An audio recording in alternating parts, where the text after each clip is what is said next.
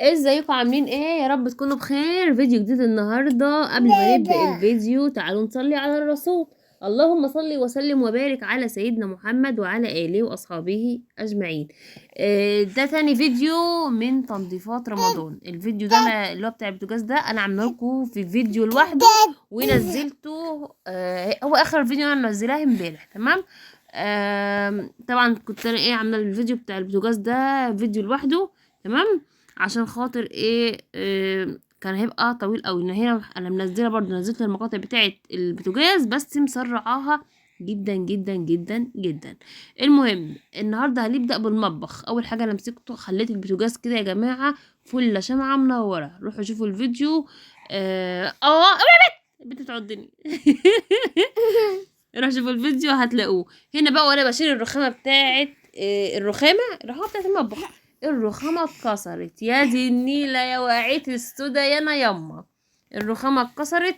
عايزة اقول لكم ان انا عندي الرخامة بتاعت الشقة اللي فوق اتكسرت والرخامة بتاعت الشقة اللي تحت اتكسرت. ومعرفش ليه وانا بشيلهم اتكسروا الاتنين، مش عارفة ليه والله العظيم. هنا بقى بصوا بقى، انا طبعا انا مسرعة الفيديو هنا بتاع غسيل البوتاجاز جدا جدا، بس لو عايزين تشوفوه بالتفصيل وبالراحه روحوا على الفيديو اللي هو قبل ده. هسيب لكم ان شاء الله باذن الله، يا رب افتكر اللينك في صندوق الوصف. عايزه اقول لكم ان البوتاجاز كان متبهدل جدا جدا جدا، بس رجعته اقسم بالله جديد، وهتشوفوا في الفيديو ده وهتشوفوا في الفيديو اللي جاي اللي هو اللي فات. تمام. حتى الباب حتى بصوا كل حاجه خليت البوتاجاز فيها ما شاء الله، يعني الله اكبر الله اكبر ما شاء الله. يعني رجعته جديد تمام، ولا بقى بسترس ولا بحاجات غاليه ولا الكلام ده كله. هتشوفوا كده بالراحه كده الايه التكات والحركات اللي انا عملتها فيه، ورجعت البوتاجاز جديد. تمام. حتى العيون بتاعته حتى كل حاجه خليته كده مرايه فل شمعه منوره. تمام. العيد داخل علينا ورمضان قصدي رمضان وبعد كده العيد، واللي هنعمله دلوقتي هيسهل علينا كتير قوي في العيد. حلو الكلام حلو الكلام. يلا نقول بقى بسم الله ونشوف احنا هنعمل ايه تاني. خلاص خلصنا من موضوع البوتاجاز، نركن البوتاجاز كده على جنب ونقول له خليك هنا لحد لما نشوف احنا هنعمل ايه تاني. انا هعمل روحي ايه بقى شوفي الفيديو تاني. اللي فات.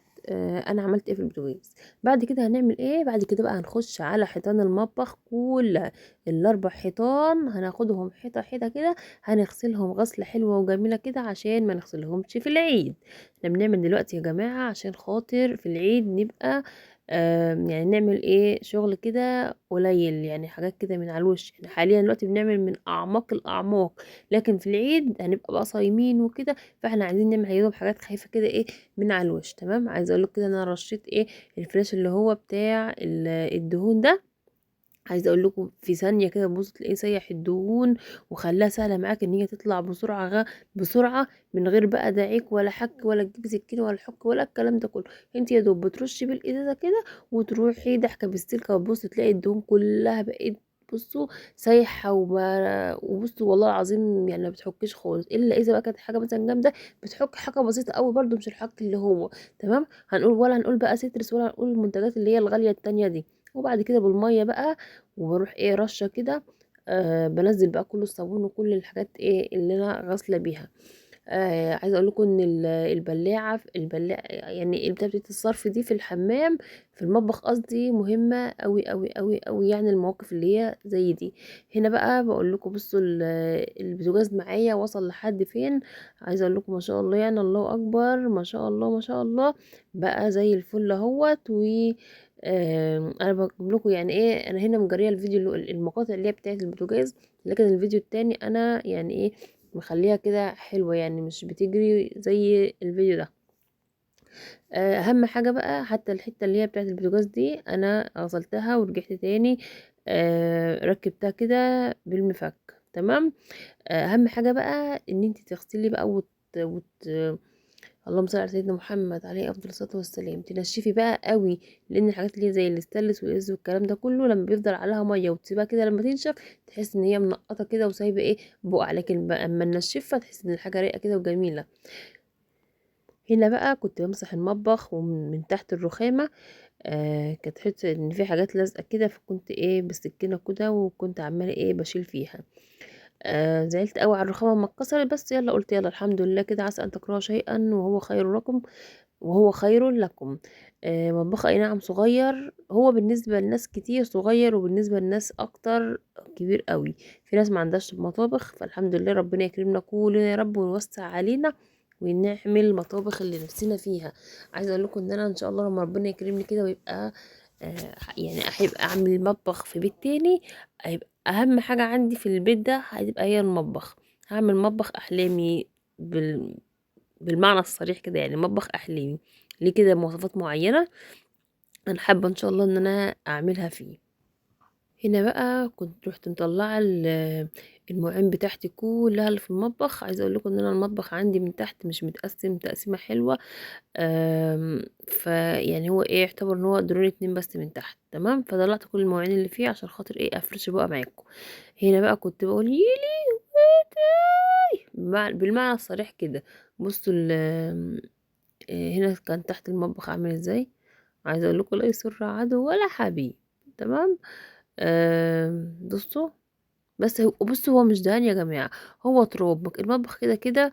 يعني مثلا اي حاجه، حبه رز حبه مكرونه تراب ورقه، معلقه وقعت لقيت معلقتين وراه، كده حبه ميه وقعوا مثلا ومع التراب ده بتحس ان هي يروح لازقين على البلاط. يعني ده مش دهان والله العظيم، بالسلكه كده، لا مش بالسلكه كمان، اول ما الميه تيجي عليه وبايدي كده كنت تبصوا تلاقوا ان هو بشو طلع. بصوا اهو حتى بالميه، يعني بالميه بس بشو طلع خالص. برضو هنا هرش برضو نفس الازازة دي بتبقى الرعاية بتاعت، يعني برعاية الفيديو بتاعنا النهاردة ب10 جنيه. والله العظيم خلصت بيها المطبخ والبوتاجاز، ولسه كان لسه فاضل فيها.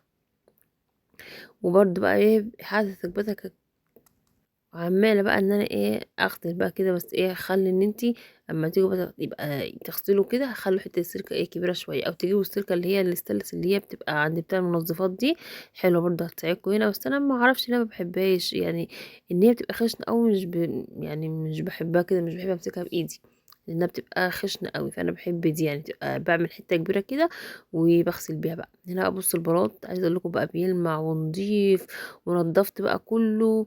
وهتشوفوا دلوقتي حبة حاجات كده انا عايزة كنت اعملهم، بس هنشوف يعني ايه مع بعضينا كده. بصوا كنت عايزة اغير نظام المطبخ، كنت عايزة احس ان انا عملت حاجة جديدة بكل الشغل اللي انا عملته ده، بس ما حصلش نصيب بقى. هنا انا كنت حطيت الحتة بتاعت المطبخ دي مكان البوتاجاز، فاكرين البوتاجاز لما كان في الاول اهو. بصوا كده النظام بقى، انا حطيت كده حتة البوتاجاز هنا، حتة المطبخ هنا والبوتاجاز هناك، يعني غيرت، جبت دي مكان دي ودي مكان دي. بس حسيت اني مش عارفة.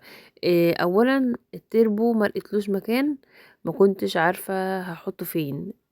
ثانيا مش عارفة، حسيت ان انا كنت عايزة اسيبه كده قوي، وبعد كده رجعت قلت لا مش عارفة، بس انا كنت عايزة اسيبه كده. الرخامة ما كانتش هينفع ان هي تتحط هنا لان الحتة المكسورة كانت هتيجي جنب البوتاجاز، تمام. لو كانت هتيجي جوه جنب الحيطة كنت هحطها، لكن هي كانت هتيجي جنب البوتاجاز، فبالتالي كانت هيبقى الكسر هيجي جنب الحتة الفاضية دي، فما كانش هينفع. فبالتالي كمان مرة ما عرفتش ارسى على الموضوع ده. بعد شفت بقى، تخيلوا بقى ان انا قلبت حال الدنيا وشقلبت حال الدنيا زي ما انتم شايفين كده، وبعد كده رحت مرجعة كل حاجة مكانها تاني زي ما انتوا شايفين برضو كده اهو.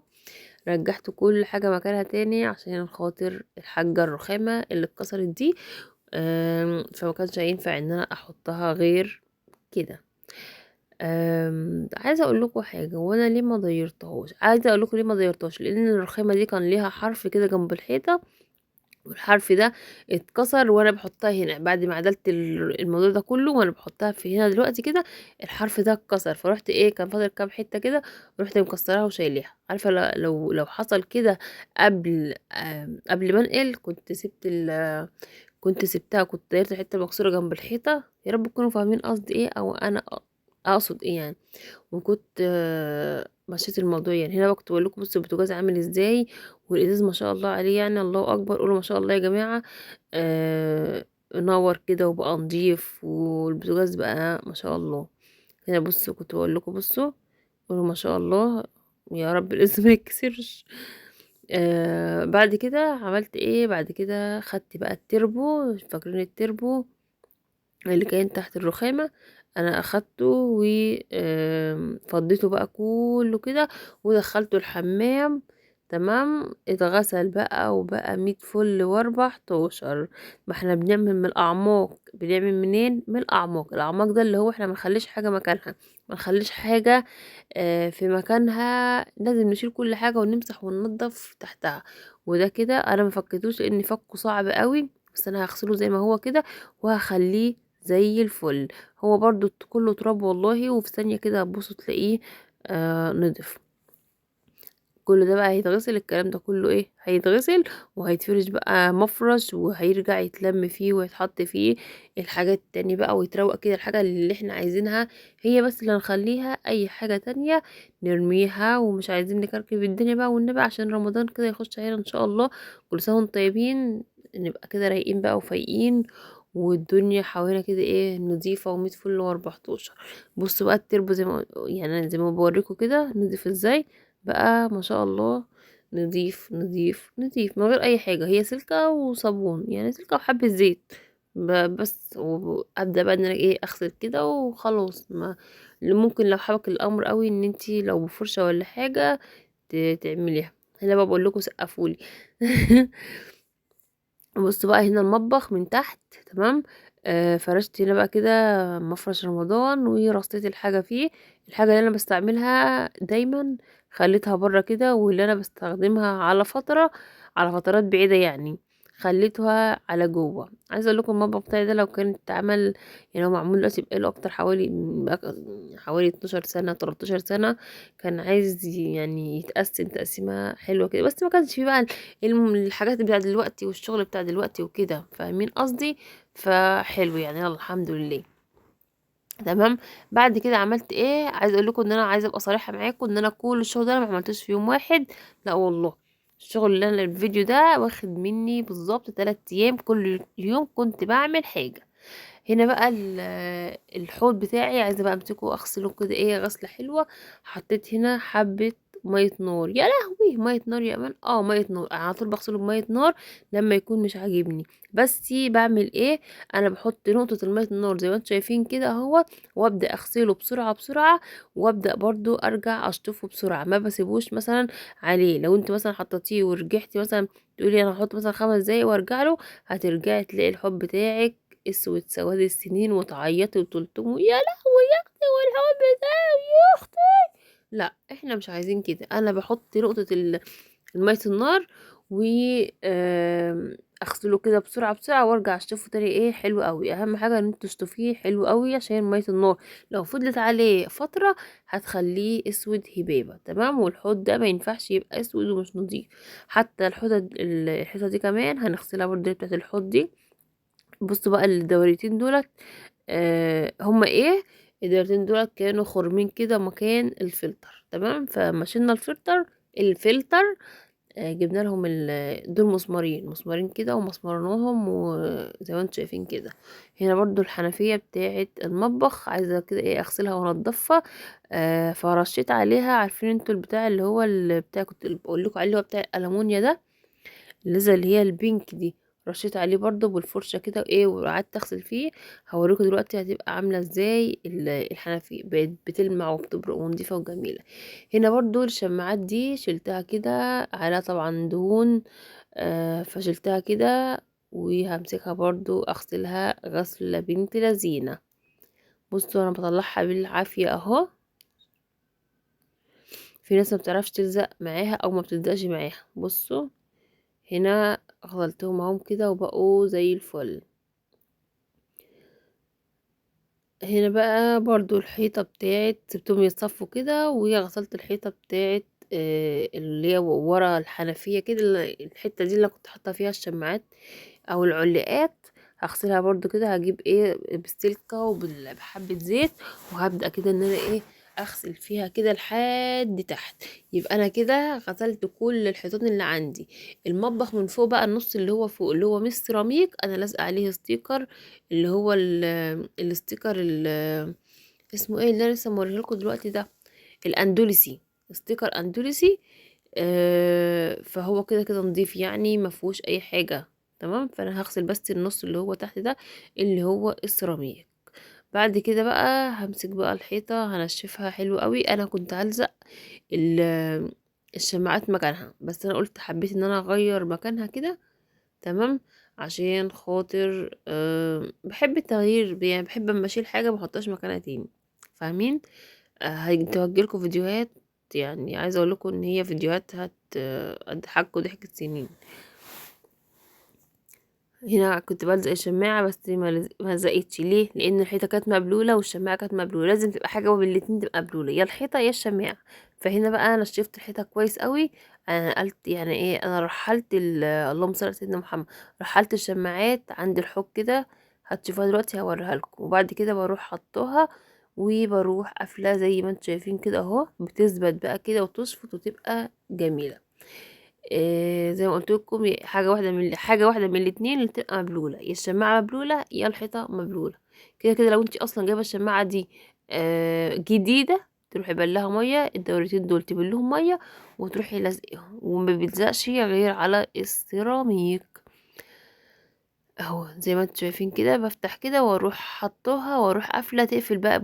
بصوا اهو، تروح عامله تكه كده تبقى قفلت وجمدت. تمام. هبدأ بقى اعلق فيهم الحاجات اللي انا شلتها منهم. كده الحاجات دي انا بستعملها على طول، فهم نضاف يعني مش مركونين ومش لامين معنى صح، يعني دهون وكده. تمام. فهنا بقى كنت بعلق الحاجات، فقلت ايه ده، طب ما انا احط الموف عند الموف هنا كده. تمام. يعني انا لاحظت ان فيها كذا حاجة عندي موف والشماعة موف، فقلت ايه، احط كده الحاجات الموف دي مع الشماعة الموف، والحاجات التانية مع الشماعة اللي هي الزرقاء دي. فعلقت بقى الايه، اللي كل حاجة شبهها معاها مع نفسها، يعني مع اختها. مش عارفة، انا بسجل اصلا اخر الليل وحاسة كده انا كنت عايزة انام، بس قلت لازم اسجل الفيديو ده عشان خاطر ينزل لكم النهاردة ان شاء الله بإذن الله. اتمنى ان الفيديوهات بتاعتي دي تعجبكم. اتمنى تشتركوا في القناة. اي حد بيتفرج على الفيديوهات مش مشترك في القناة، اضغط على زر الجرس واضغط على الكل عشان اول ما انزل فيديو يوصل لكم اشعارات على طول، واعملوا شير للقناة. اتمنى القناة تكبر بيكم وليكم، وان شاء الله نفسي على رمضان تكون القناة مثلا اتشافت اتفعلت، فرحتني بمعنى اصح يا رب. ان شاء الله عندي امل كبير في ربنا. تمام. خلاص كده خلصنا بقى الحيطة والحنفيات والشماعات ديت والحوض، وخلينا كده الحيطة كده قمر قمر قمر قمر، وغسلتها لحد تحت. تمام. في العيد ان شاء الله انا مش هعمل الكلام ده كله، كل الكلام اللي انا عملته ده انا مش هعمله، انا هعمل بس كده من على الوش. يعني ايه من على الوش؟ يعني مش هشيل بقى بوتاجازات، مش هشيل مطبخ، مش هغسل حيطان، مش هغسل الشماعات دي تاني، مش هغسل مش هغسل ايه، لا الحكة كده بيتغسل كل يوم، البوتاجاز بيتغسل كل يوم، بس مش هشيل بقى ورا البوتاجاز ممكن الفرن بتاع البوتاجاز اي نعم. كده حتى حته البوتاجاز دي انا بغسلها يعني كل اسبوع مثلا مره، ممكن اغسلها مره. تمام. بس كده لا طبعا لسه في تاني حاجات تانية هنا. الحالة اللي هي بتاعت الحوض من تحت. تمام. غسلتها برضو كده اهو زي ما انتم شايفين كده. ما انا اقول لكم الفيديو ده اعمق من اعمق الاعماق ده كده. اسمنت في الحوض ما بيطلعش، يعني اتمنى ان هو يطلع. استنوا بقى ان شاء الله في فيديوهات تانية. في فيديو كمان للمطبخ، هنفرش بقى زينة رمضان وهنعمل ستارة للحوض ده ان شاء الله. ونعلق بقى زينة رمضان وكده في المطبخ بقى. تمام. غسلت بقى كده الحلة زي ما انتم شايفينها من تحت كده اهوت، وهبدأ امسحها بقى كده او بمية. انا لو ما كنتش مثلا لو ما كنتش كنت يعني هي مش مسهل ان انا اعمل لها مية، هي انا همسحها كده وهرجع تاني ايه، اشطف القماشة دي وارجع امسحها تاني. تمام. بعد كده انا خلصت على كده؟ لا ابدا. جبت جردل حطيت فيه حبة من ده بتاع الملمع ده، وده فلاش ملمع للستانلس والحاجات دي، وحطيت عليها حبة اومو. بس جيت كنت فكرت ان انا بصور وانا بحط، بس طلعت ان انا ما بصورش. وهطلع بقى كده على المطبخ، على الدرج بتاعة المطبخ والادراج والازاز والمطبخ كله كده، همسكه بالحتة القماشة دي والمية دي، وهبدأ امسحه كله كده. مش احنا قلنا ايه؟ زي ما قلت لكم، اللي انا بعمله ده هيخف عليا كتير قوي في رمضان. كل سنة وانتم طيبين ورمضان كريم. همسك بقى كل المطبخ كده من فوق ومن تحت، اظبطه كله كله كله. انا جبت معاكم المقطع ده، والباقي انا همسك كده اقعد على الارض بقى كده، هقعد على الارض. تمام. ومع نفسي بقى كده. اتمنى الفيديو بتاع النهارده يكون عجبكم، واشوفكم ان شاء الله في الفيديو الجاي. ما تنسوش تشتركوا في القناه، عشان الفيديو الجاي بقى هنفرش بقى المطبخ وكده، ونعلق الزينه بتاعه رمضان، ونعمل ستاره المطبخ. واشوفكم ان شاء الله في فيديو جديد. مع السلامه.